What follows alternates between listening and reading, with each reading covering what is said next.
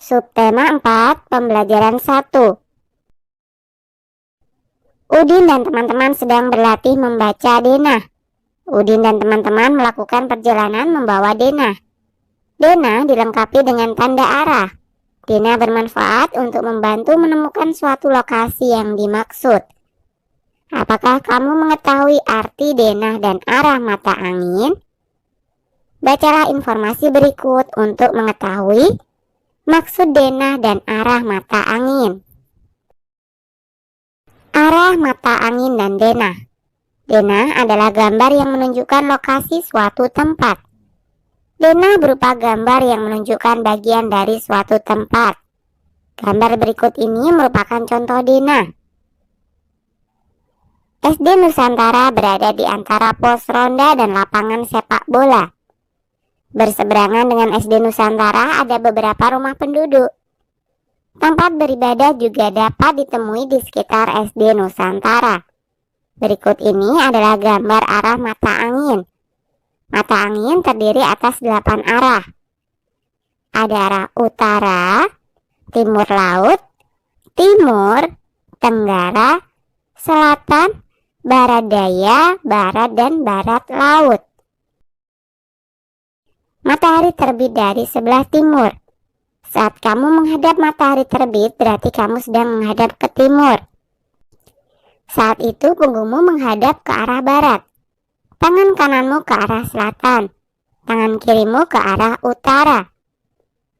Nah, perhatikan kembali gambar denah yang dibawa Udin dan teman-teman. Berikut ini gambar denah kelas Udin. Nah, yang nomor 1 adalah meja peserta didik, 2 kursi peserta didik, 3 meja guru, 4 kursi guru, 5 papan tulis.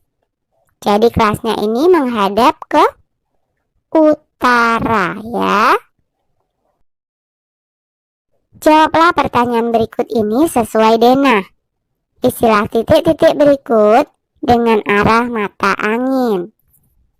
1. Masjid berada di sebelah utara SD Nusantara. 2. Taman bermain berada di sebelah titik-titik gereja. Taman bermain, taman kenang ya mungkin maksudnya. Ini berada di sebelah barat daya gereja. Kemudian yang ketiga, SD Nusantara berada di sebelah titik-titik taman bermain. Iya, di sebelah timur. 4. Gereja berada di sebelah utara pos ronda. Pintar. 5. Rumah teman Udin tepat di seberang gereja. Jalan apa yang dapat dipilih untuk menuju sekolah? Betul, jalan Dahlia. Udin berlatih membaca denah. Udin juga mencatat informasi dari lingkungan sekitar. Udin mencatat informasi tentang banyak rumah. Udin dan teman-teman menghitung banyak rumah di sepanjang jalan. Berikut ini laporan Udin mengenai banyak rumah di sepanjang jalan yang dilewati. Jadi bentuk laporan Udin ini adalah diagram batang ya. Nah, sekarang jawablah pertanyaan berikut. 1. Di manakah tempat yang memiliki rumah paling banyak? Iya, Jalan Lili. Ada 60 rumah ya. Kemudian yang kedua, di manakah tempat yang memiliki rumah paling sedikit? Ini yang paling sedikit ada di Jalan Mawar. Jumlahnya ada 35 rumah. 3. Berapa banyak perbedaan rumah di Jalan Kamboja dan Jalan Mawar? Jalan Kamboja ada 50 dan Jalan Mawar ada 35. Berarti 50 dikurangi 35. Hasilnya adalah 15. 4. Berapa banyak perbedaan rumah di Jalan Lili dan Jalan Kamboja? Di Jalan Lili ada 60 rumah dan di Jalan Kamboja ada 50 rumah. Berarti 60 dikurangi 50 hasilnya adalah 10. 5. Berapa berapa banyak rumah semuanya? Nah, kita jumlahkan ya. Dari Jalan Mawar ada 35, kemudian Jalan Anggrek ada 45, Jalan Kamboja ada 50, dan Jalan Lili ada 60 rumah.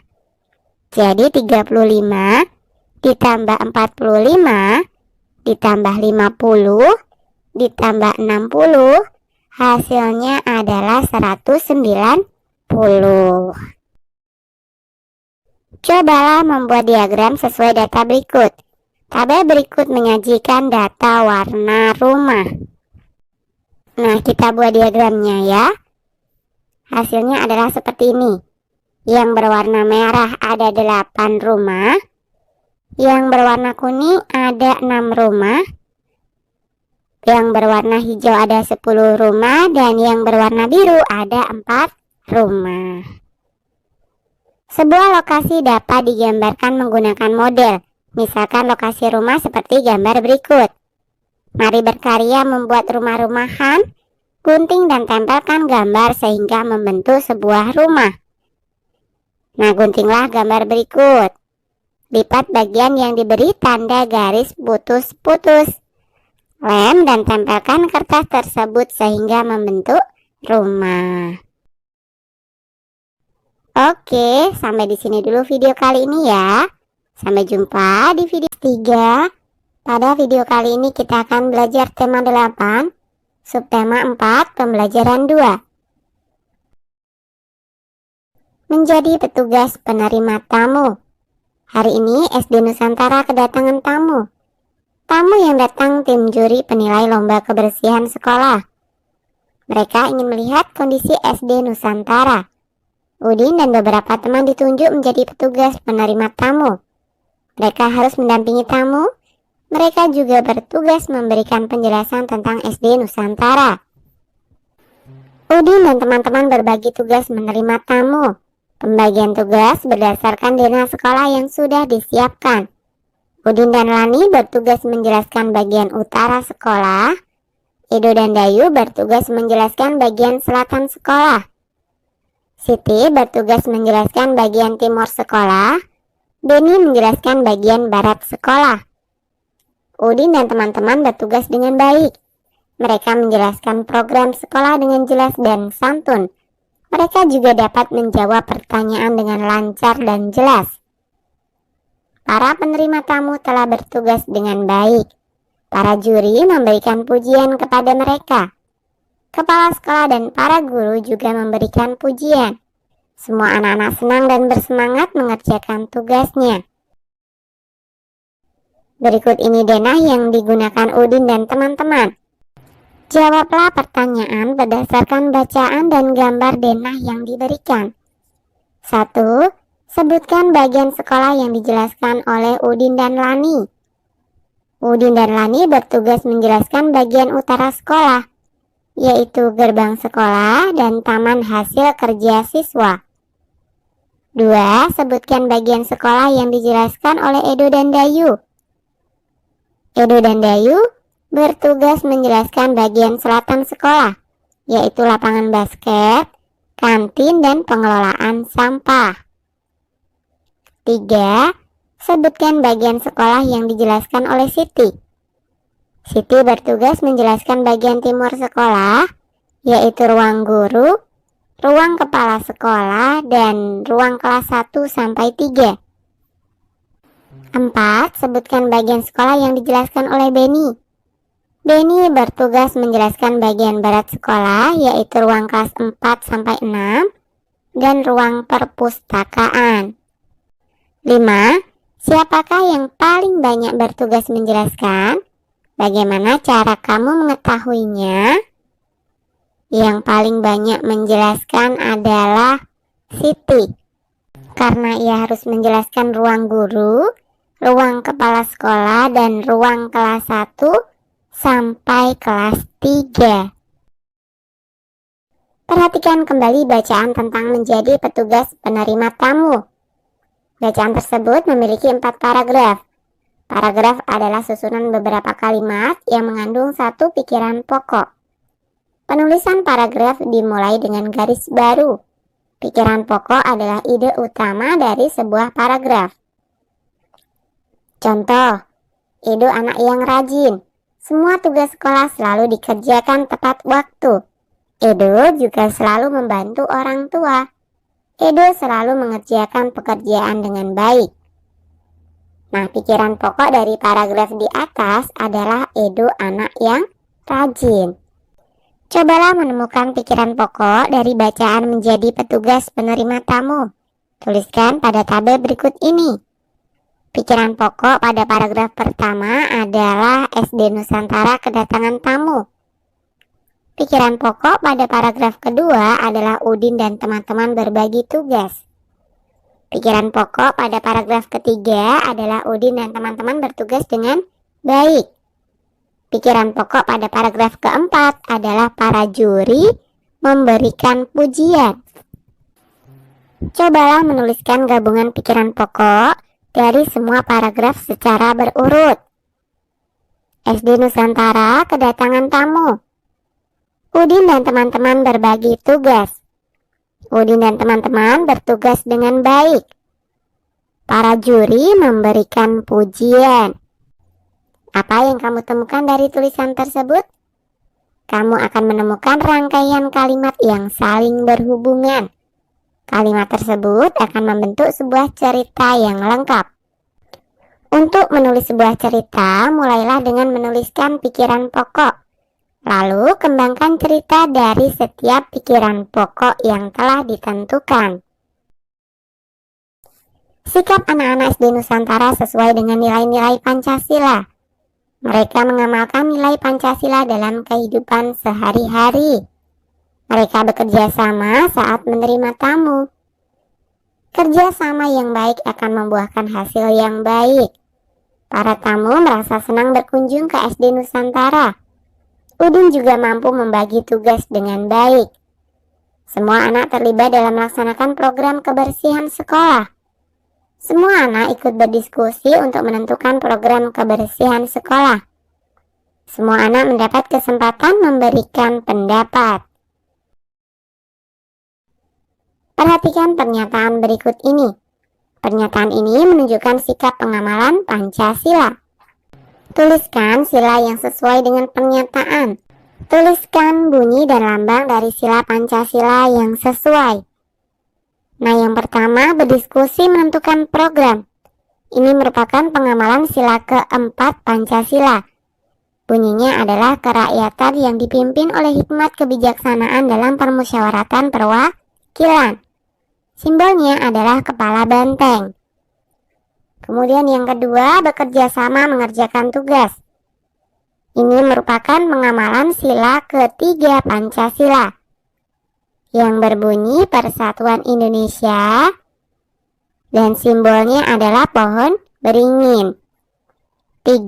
Memberi kesempatan semua berpendapat. Ini adalah pengamalan sila ke-5 Pancasila yang berbunyi keadilan sosial bagi seluruh rakyat Indonesia. Simbolnya adalah padi dan kapas. 4. Mengerjakan semua tugas dengan bertanggung jawab. Ini adalah pengamalan sila ke-1 ya, atau yang pertama Pancasila. Bunyinya adalah ketuhanan yang Maha Esa. Simbolnya adalah bintang. Kemudian yang kelima, membagi tugas dengan rata dan sesuai dengan keahlian. Ini merupakan pengamalan sila kedua Pancasila yang berbunyi kemanusiaan yang adil dan beradab.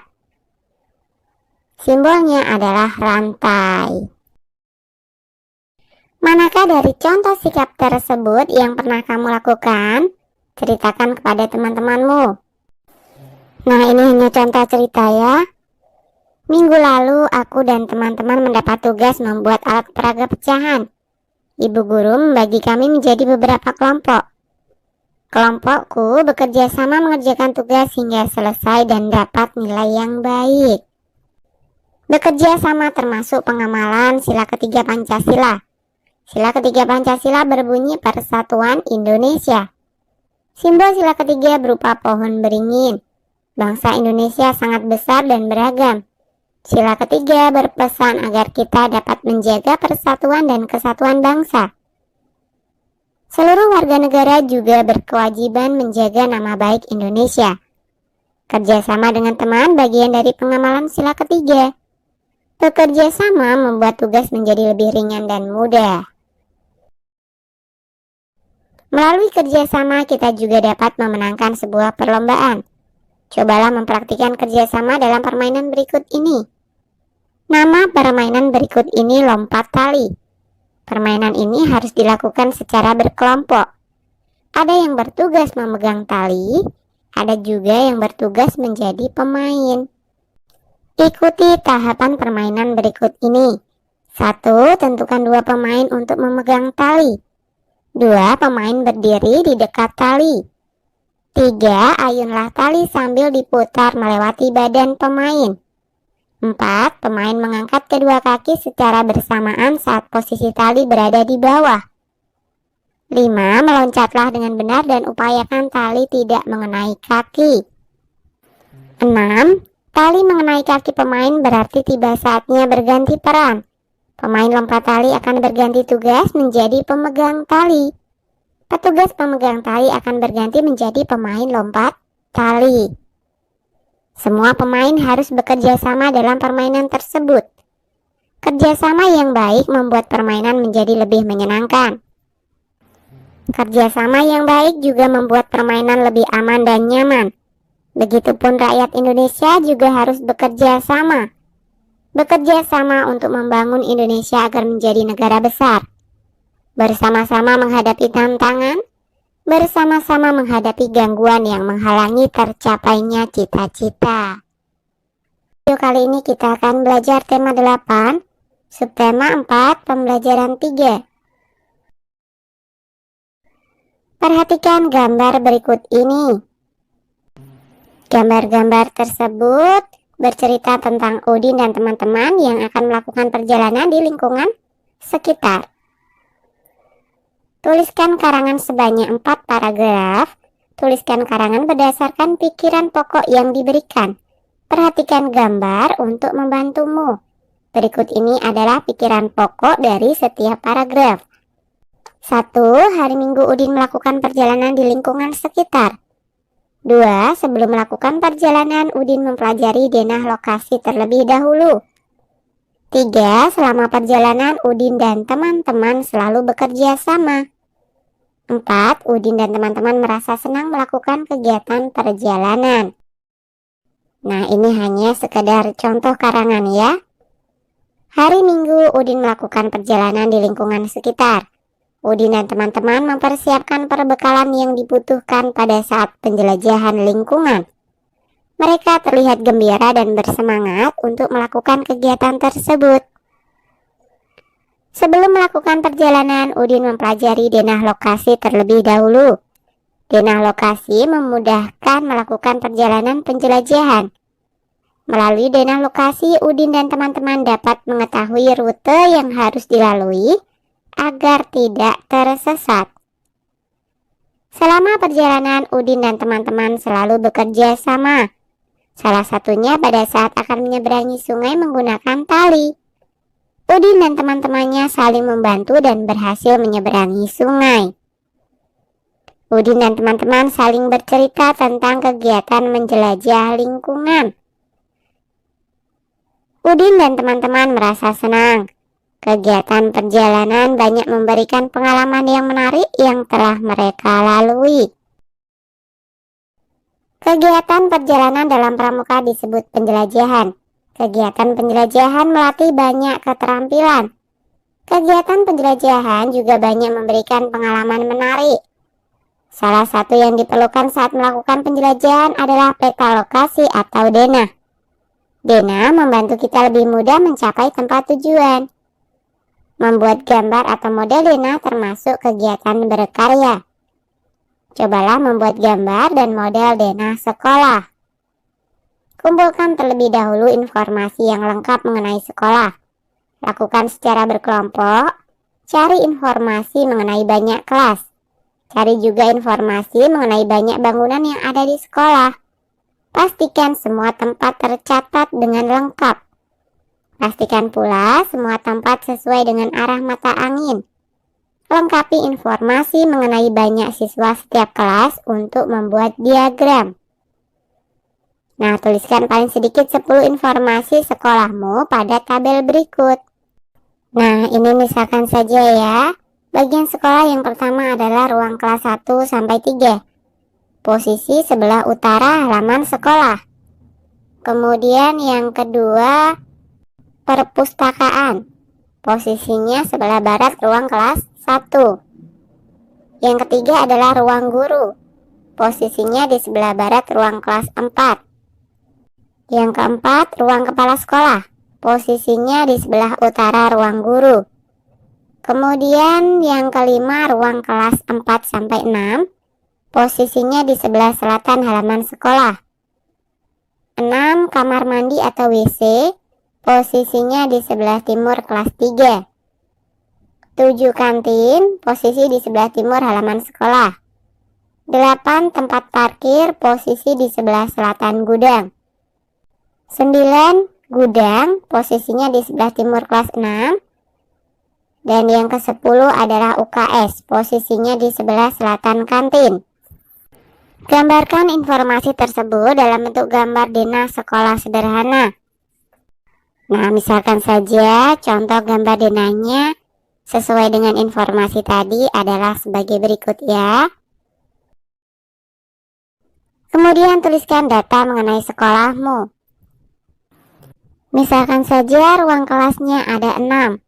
Ruang kepala sekolah 1, ruang guru 1, ruang perpustakaan ada 1, lapangan ada 2, kantin ada 1, kamar kecil atau WC ada 3, gudang ada 1, UKS ada 1. Jika kita buat menjadi diagram, hasilnya akan seperti ini. Sekarang kita akan membuat denah menggunakan model seperti gambar berikut. Buatlah model ruangan dan tanaman seperti kondisi sekolahmu. Gunting, lipat, dan tempelkan sehingga membentuk benda yang diinginkan. Susun benda-benda tersebut sehingga membentuk denah seperti kondisi sekolahmu. Sampaikan hasil kerja kelompokmu di depan teman-teman lain. Kerjakan secara berkelompok.